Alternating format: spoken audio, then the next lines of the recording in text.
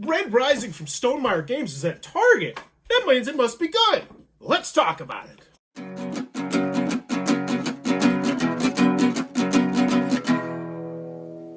What does that even mean, Bowers Game Corner? Hi there, YouTube. I'm back again today for another Thoughts from the Corner with my good friend Adam. Hey. And we're talking about Red Rising from Stonemaier Games. It's for 1 to 6 players, ages 14 plus. It'll take about 45 to 60 minutes to play. And it's based on the immensely popular, pretty popular book, Red Rising.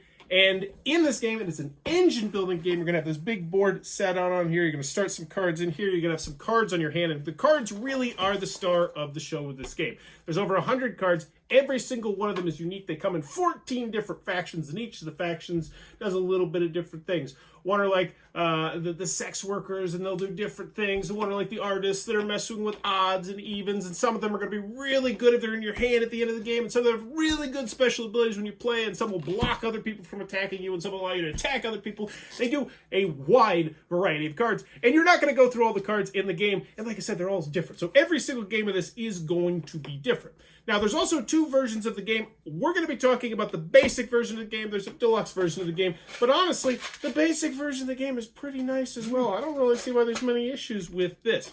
One more thing I want to note before we get into this. We've played the game twice now. We have not tried it out solo, so there'll be no thoughts on that. Maybe Adam might do that sometime. Probably not. Well, I'll play it solo, but we won't talk about it. But basically, the core flow of the game is you're going to have cards in your hand, and on your turn, you're going to take one of your cards, and then you're going to play it to one of these 4 spots on the board. If there's an action on the card, you will immediately do the action. Once you've done that, you're then going to take one of the bottom cards from a row you didn't place on, and you take that card and put it into your hand. Once again, a lot of information on this card. Dual-use cards.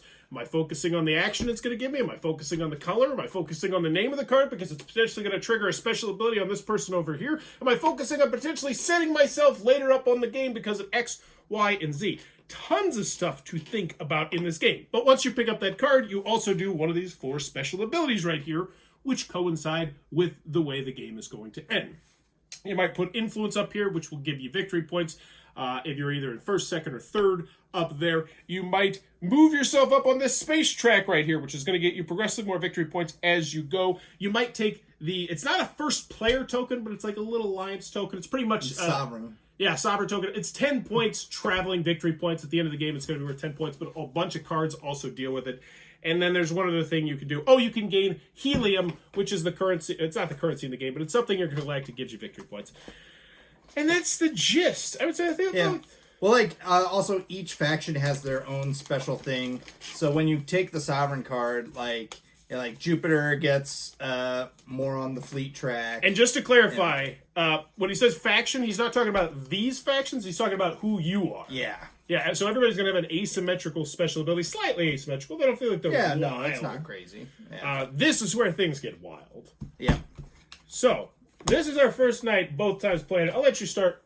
This was your purchase. Sure, yeah. What are your thoughts? First. So yeah, I bought it because I love Red Rising, all the books. And it was really fun to, as the cards are coming up, being like, oh yeah, I remember that character, or oh, I really want to get this because it'll go with that other guy, and that'll make a lot of sense in the game. But also on the cards, Pax wants to be with Mustang, and that's thematic in the book, and a lot of the characters, it was like that, and some of them. With certain characters, they give you a negative. With other characters, they give you a positive. And as, you think about, what happened in the books, it all made sense. And so, in that, the thematic of it was really great. Dripping with theme. Yeah. But, I'd put it in the Battlestar Galactica category where I don't know a dang thing about the theme. Still going to enjoy this game. Mm-hmm. Oh, for sure. So, yeah. Well, I also, about the cards, a lot of times when I play a game like this, I kind of get worried that I'm going to sit there and have to read through all the cards and know a ton of stuff, read through everything and get a lot of analysis paralysis. I didn't feel like I had that in this. How do you think I did on that? I don't think it was bad. Yeah, right. Because it seemed you get to know the orange guys, they kind of copy things.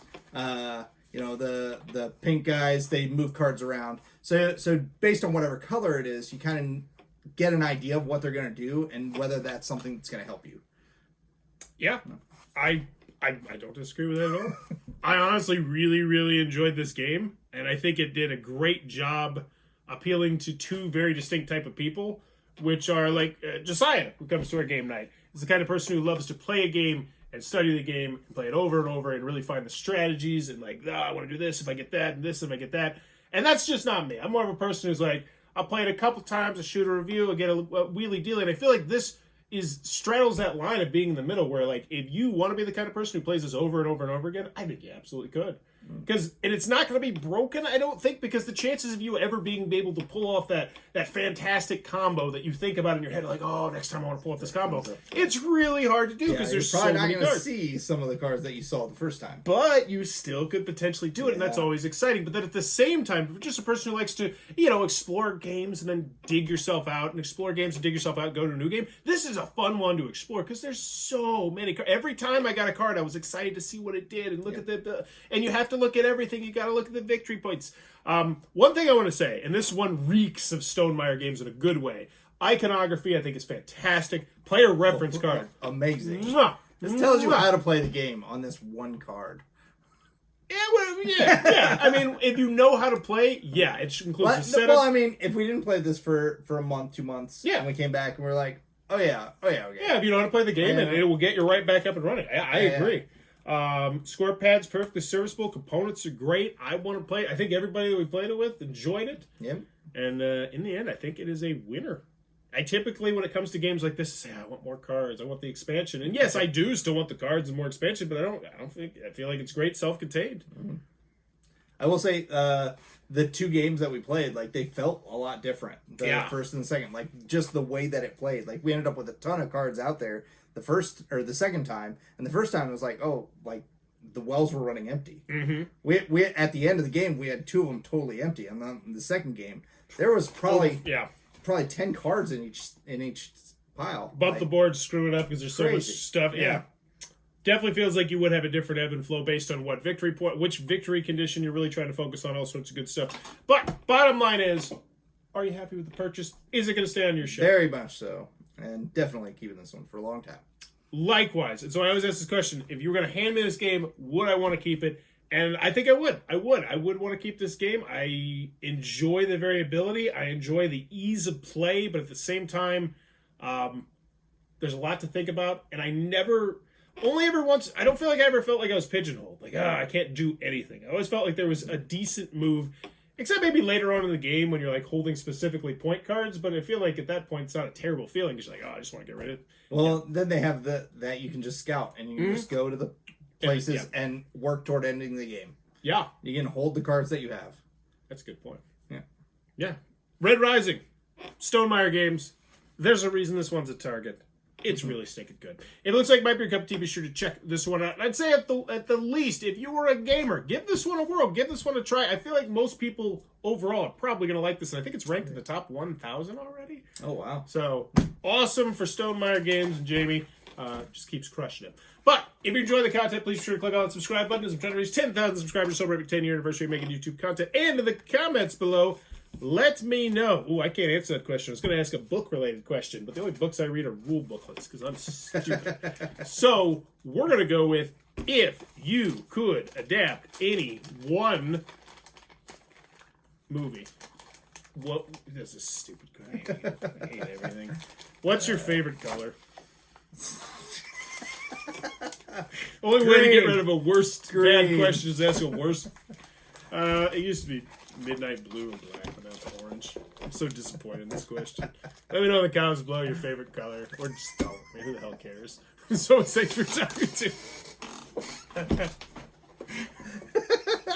This video is brought to you by all of my amazing Patreon supporters, and I would love it if you would join their ranks and have your name immortalized in the end of many of my videos for the end of time. But consider for only $1 a month, and as always, thanks for stopping by.